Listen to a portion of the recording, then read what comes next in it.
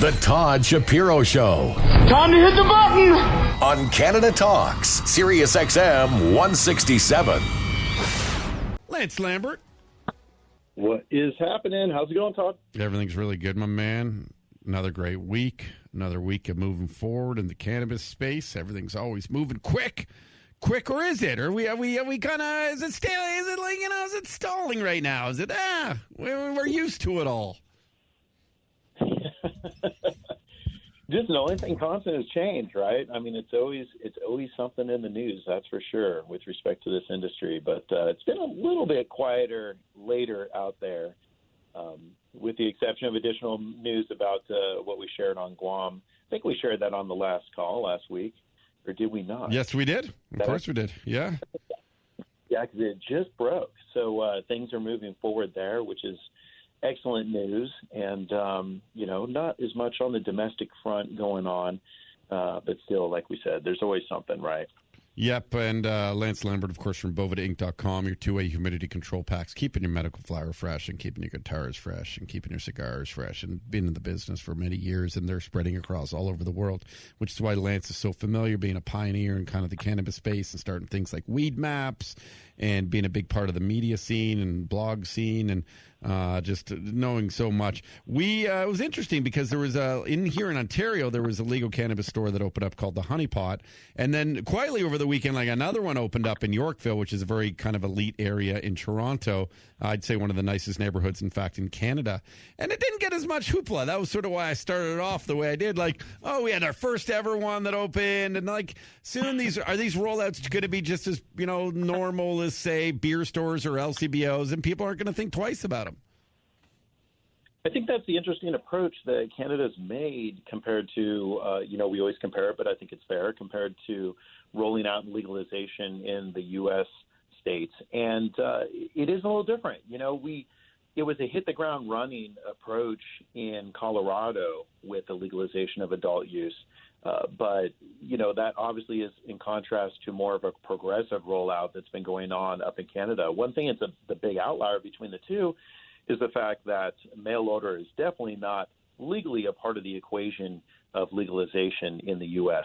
So I think that's one thing that might have taken away a little bit of that energy and that momentum of, hey, it's legal. Everyone run out to your local dispensary. All these shops just opened up this morning, first thing. And again, even though we saw it in Colorado, it's more of a progressive rollout, thanks to having that initial support with online orders for the Canadian market. So a little different energy for certain.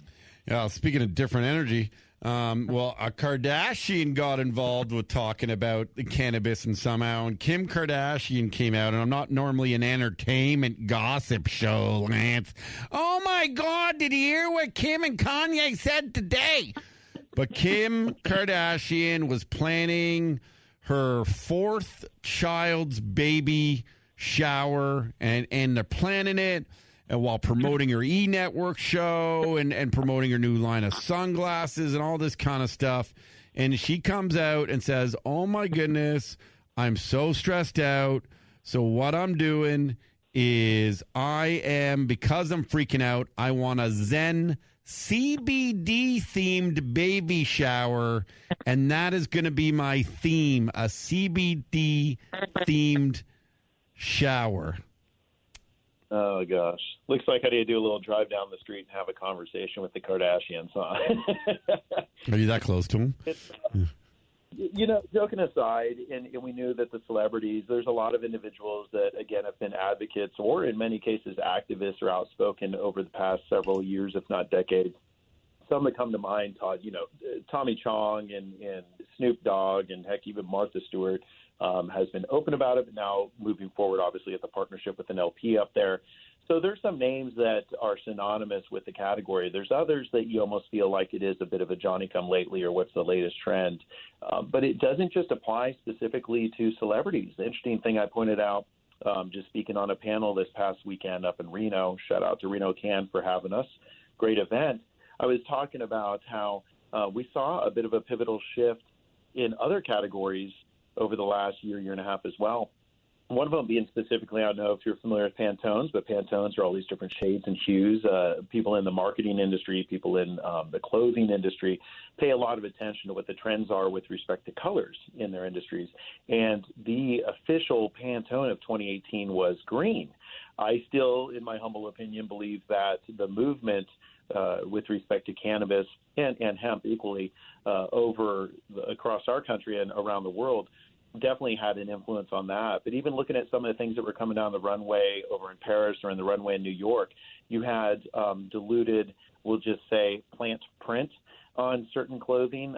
You also saw what they're calling the diluted tie-dye design, where it wasn't the flashy, what we think of with Woodstock in the 60s and all these rainbow hue colors of the spectrum, but they were very diluted. Maybe it was 3 or 4 different shades of a silver or 3 or 4 different shades of a blue or green that created more of that tie-dye design. So we're finding that the green rush, albeit a played-out term, is kind of bleeding over into other categories, and it is cool. It's hot right now. I think you brought up, Todd, how all of a sudden New York pumped the brakes on all these CBD-infused drinks and foods and all these restaurateurs that were starting to introduce CBD into their menus several weeks back. And it's a little bit of madness, but it transcends into other industries for sure.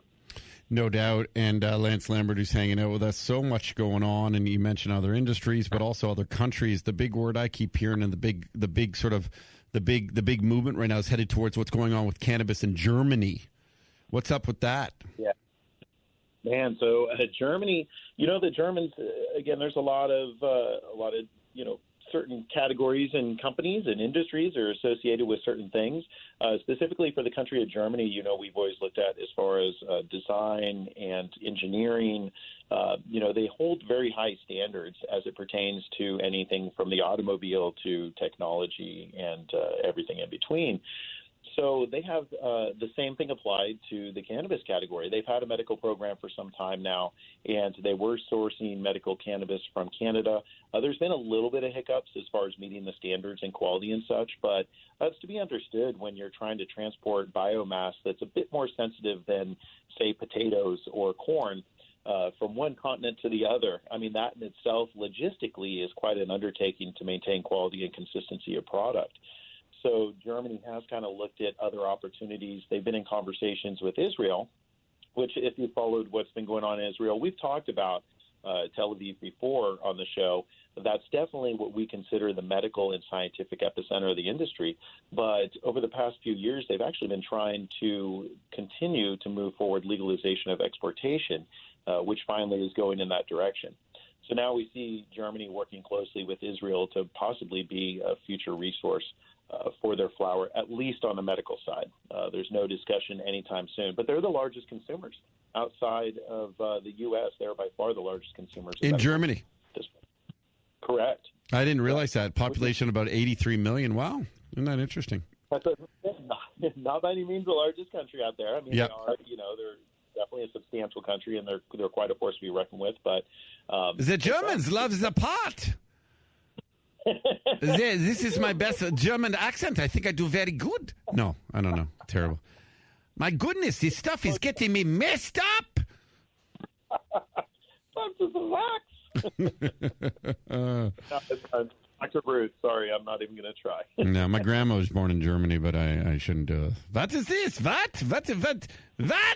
No, it's terrible. I'll stop. I'm sorry, Lance. I was just hyper. I was excited trying to do my grandma. I do my grandma's accent voice. Lance, stop.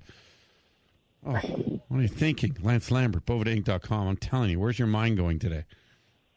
My gosh, it's one of those Mondays, It's crazy. I hear you, man. Are you? By the way, I was like, because Lance, you're such a big part of the show, so let's just lay off the pot for a second and talk like buddy to buddy here. Lance, Lance, by the way, is going to just push back his interview a little bit because he's selling his car. He's selling a car right now?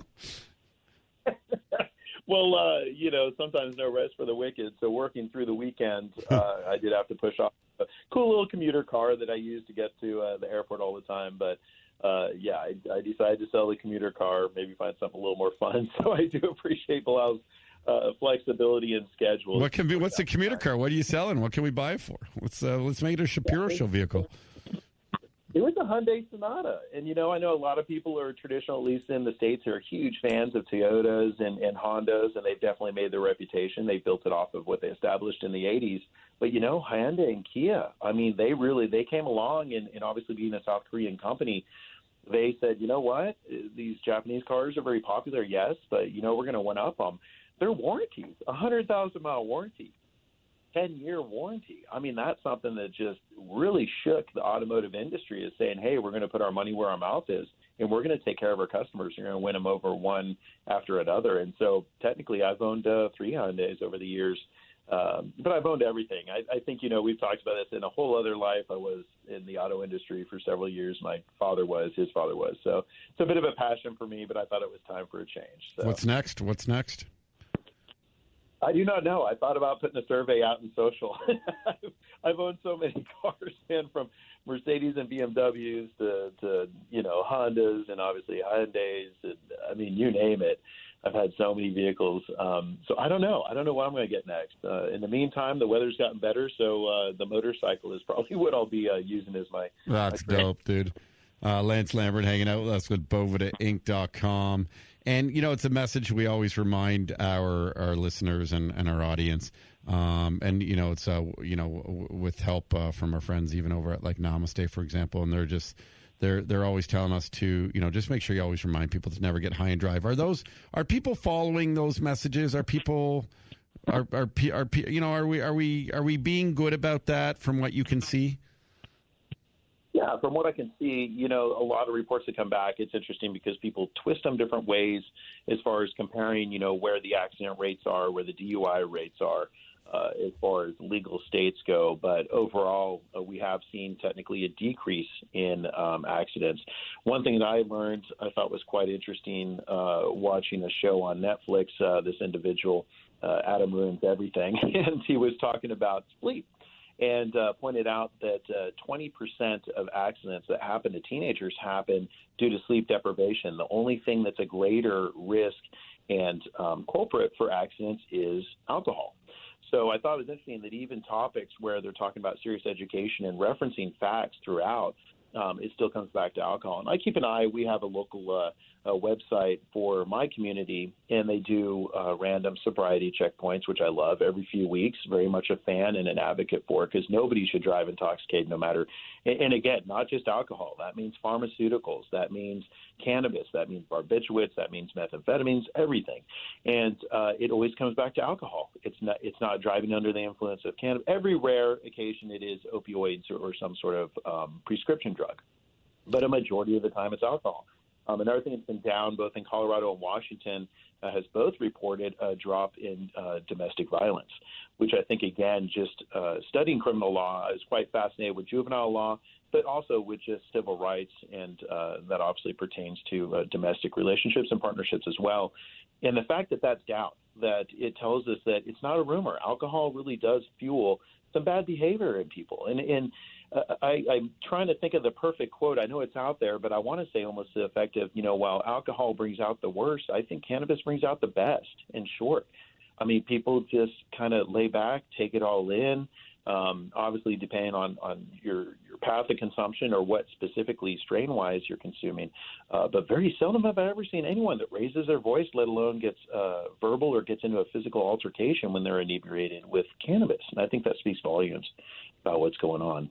Lance Lambert's hanging out with us. The laws being a bit blurry and, federally illegal, but legal in some states and stuff. One of the reports I saw over the weekend was how an individual was disqualified from lawful residency into the United States because of his association with marijuana. And is that something that people, is there some, and, we saw the cases about 6-7 months ago where there were rumors about Canadians who were involved with cannabis companies. Could they travel? And that, customs could always pull them over. And if they found out, they could either, deny them entry or actually, criminally charge them maybe. Is this something that people are fearing? It is, and it's interesting because we did speak about that quite a bit, to your point, Todd. I mean, the whole thing that was going on the border, and we thought, it wasn't that big of a deal, and then I started hearing from friends that are in the industry that are Canadian residents, They do business in Canada, but they also do business across North America that had some issues and seek legal consultation due to their interaction with ICE and or Border Patrol. So that has actually gone a different direction. They've laxed and backed off of that, and there's a few stories I'll send your way that speaks to that over the past few months. They did kind of ratchet back. But going to the reference in specific of this individual out of Colorado, he'd been in the industry for years, but even going further back in his history, he had actually relocated here with his family back in his early teens. And during that migration, obviously, a lot of things came about, him learning the language. He's been paying into the taxes. He went through our education system. He does have a high school degree here in the U.S., in the state of Colorado. And for him to get questioned and all of a sudden get denied residency after being a resident for, we're talking years upon years. This isn't something that just occurred over the last few years. So it is a little disconcerting that they're alienating certain individuals based on just their association of employment. And a lot of Americans do debate over the jobs being stolen or jobs that could be performed by U.S. residents. I totally get that and respect that. There's many other countries. I know Australia is very strong and adamant about that, as is to a certain extent Canada. But again, you're talking about someone who made the migration several years ago, did it the right way, went through due process. He's been paying his dues, for lack of a better term. So it almost felt like it was a little bit more of them just calling him out. And this is the inconsistency as far as messaging we're getting from the federal government. You have one division that's pretty lax. FDA is very open-minded. Matter of fact, FDA is doing quorum right now to have discussion around legalization of CBD from an FDA perspective, not just from the Farm Bill and going down by way of textile and commercial use. So the FDA, we know, are friendlies, but again, here we're dealing with immigration. It's a whole different conversation. So wish we were a little more consistent in our messaging across the board. What's going on with sort of the testing and the consistency of say, like a CBD, so the FDA can go, okay, this is an approved drug? Yeah, we've been limited because still at the end of the day, that specific cannabinoid, although it can be found in both hemp and THC-based cannabis, it's still something that technically would fall under Schedule 1. So there's been very limited testing that's been done in the domestic market here. It might be, a private college or private sector that have done some limited studies, but we are handicapped by the fact that being a Schedule 1, it's very tough for the right entities to get their hands on it to do extensive testing. So that's where a lot of revenue, and not just for the U.S. There was a very affluent individual, we'll say, in Australia that had a family member having severe issues, and the Australian government wouldn't move forward. So he took his millions to Israel and said, help me find a cure for this child. And so there are places that are doing the studies. More studies need to be done, and that's a big part of why FDA is getting involved. They're like, already you are not allowed to state any sort of medical benefits associated with CBD. You can reference things that are more holistic, just like you can with ginkgo biloba or echinacea or even cumin and turmeric. But you can't go as far as saying anything related to it cures this, it resolves this, it helps with this when it comes to any sort of medical reference. So that's what we're trying to work through now. And again, we've already seen some things that have worked around the loophole, right? We talk about GW Pharmaceuticals, which technically is the largest exporter of medical cannabis in the world. They're based in England. They've supplied as much, according to the latest study I looked at, as 46% of medical cannabis across the board in tonnage. And here, they actually got approval from FDA for a drug that the first time ever is manufactured from biomass, meaning that it's true organic CBD, not synthetic or man-made CBD. But FDA said this doesn't mean this applies to everyone. It only applies to this one specific company. That happened about a year ago, and that really frustrated a lot of us because we said, you should open the doors for other people in the medical space to do studies and to get this move forward as a solution for many ailments as well. Moving too much at a snail's pace, do you think?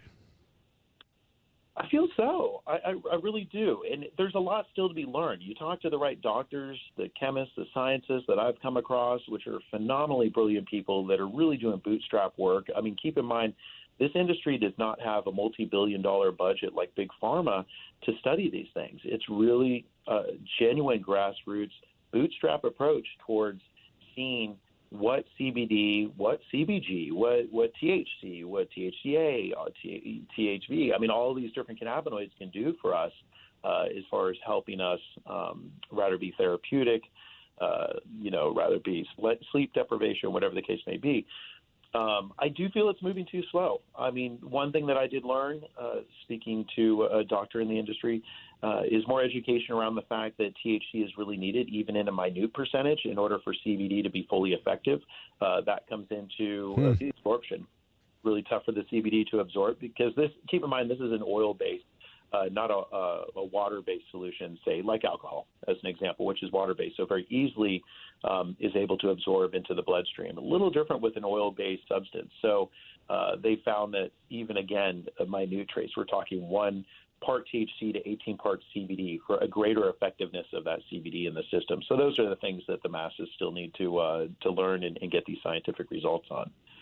Yeah, I had no idea. All good information, Lance. That's what we get from you week after week after week. We absolutely love your time. We love these segments, and we're very grateful for them. From BovedaInc.com, Lance Lambert, and we throw them all up at YouTube, and some of them get some decent hits too. So go and check out those videos as well.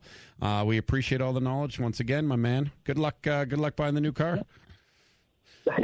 Thanks so much. I very much appreciate it as always, and look forward to seeing you guys in a few weeks again. I'm counting down the days, just an FYI. Oh, Cannabis, that's right. And we're going to be hanging out there a little bit. We know one of the organizers, so we got a pass, and we're going to hang out and do some interviews and stuff.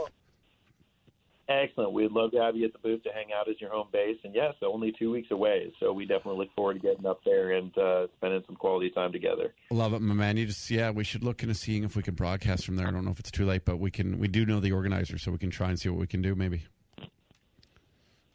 Yeah, definitely. Let's both try to tag team on that, see if we can get pushed forward. That'd be phenomenal. We have plenty of space for you, so we'd love to make it happen. Thanks. Lance Lambert, everyone. BovedaInc.com. What a great interview. This is the Todd Shapiro Show on Canada Talks, SiriusXM 167.